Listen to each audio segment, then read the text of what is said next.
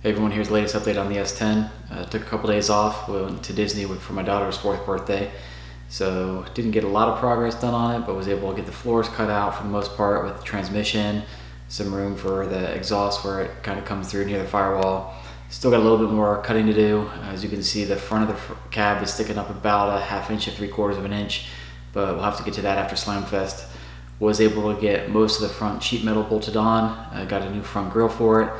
Obviously everything's going to be painted down the road, but still got some good progress. Now just doing some tidy up stuff, and we'll be at Slamfest next weekend. Thanks everyone.